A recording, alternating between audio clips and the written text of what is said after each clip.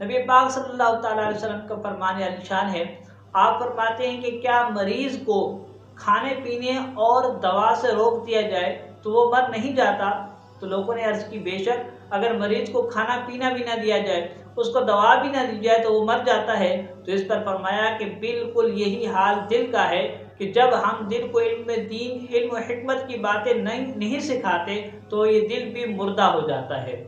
دل کے مردہ ہونے سے مراد یہ ہے کہ انسان کا دل سیاہ ہو جاتا ہے، اس کو ہر جگہ، ہر مقام اور ہر کام میں صرف اپنا مفاد نظر آتا ہے کہ اگر اس کا فائدہ ہوگا تو وہ دوسرے کا کام بھی کرے گا، اور اگر اس کا فائدہ نہیں ہے تو دوسرا چاہے مر رہا ہو اس سے کسی چیز سے غرض نہیں ہوتی۔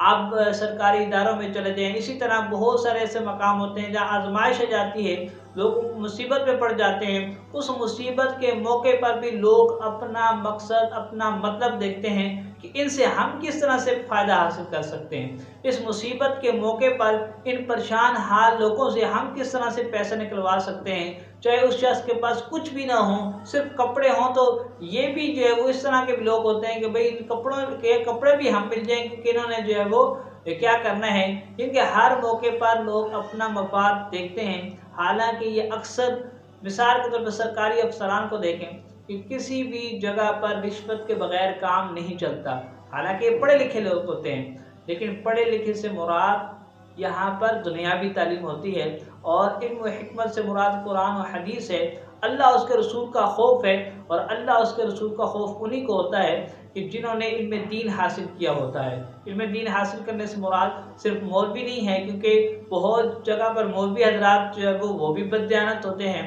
لیکن علم حدیث، علم دین، علم و حکمت سے مراد یہ ہے کہ انسان جو علم حاصل کرے اس پر عمل کر رہا ہو، اور اکثر جو ہے وہ علماء کرام جو علم دین حاصل کرتے ہیں اس پر عمل بھی کر رہے ہیں۔ آپ دیکھیں کہ کسی بھی علماء کرام جس ادارے میں، اس میں کوئی بددیانتی نہیں ہوتی، اس میں کوئی جو ہے فراڈ نہیں ہوتا۔ آپ اسکول کی جو ہے وہ امتحانات کی حالت دیکھ لیں، جو اسکول کے پیپر ہوتے ہیں تو وہاں کس طرح سے نقل ہو رہی ہوتی ہے، اور کوئی ایسا ٹیچر الا ماشاءاللہ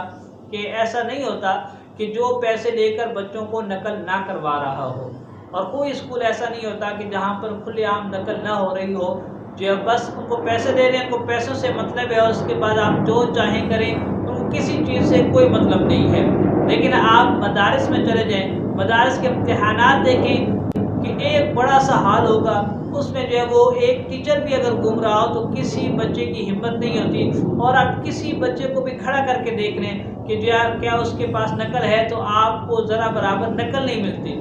جو مدارس کے مراکز کے اہتمام ہوتے ہیں، جو مرکز کا امتحان ہوتا ہے، جو تنظیم المدارس وغیرہ، اس طرح جب آپ دیکھتے ہیں کہ سارے مدارس جو مل کر کسی جو ایک خاص مرکز میں پیپر دے رہے ہوتے ہیں، مختلف مدارس کے بچے وہاں پر موجود ہوتے ہیں، تو آپ وہاں پر اگر چکر لگا لیں تو آپ کو اندازہ ہوگا کتنے باادب ہوتے ہیں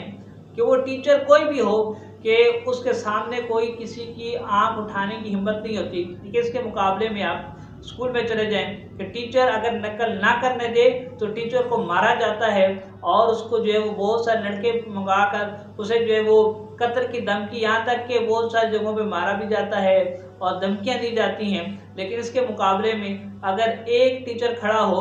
اور بہت سارے طالب علم بھی مدرسے کے کھڑے ہوں، وہ بھی جوان ہوتے ہیں، ان میں بھی جوش ہوتا ہے، سب کچھ ہوتا ہے، لیکن جب ٹیچر سامنے ہو تو ان کی آنکھیں جھک جاتی ہیں۔ تو یہ تربیت کا فرق ہے، یہ علم کا فرق ہے، اور یہ سوچ کا فرق ہے، اور یہ سوچ اسی وقت پیدا ہوگی جب آپ اپنے بچوں کو